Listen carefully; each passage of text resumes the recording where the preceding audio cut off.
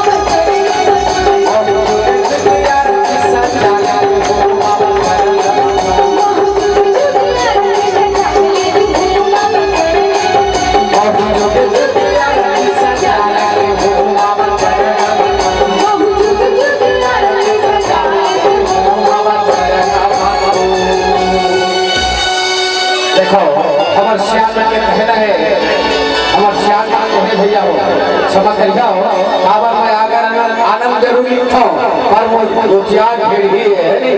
तो न कोई ढेरी लिखे उससे मैं अगर ढेरी वो कहना है हम श्याम के थे।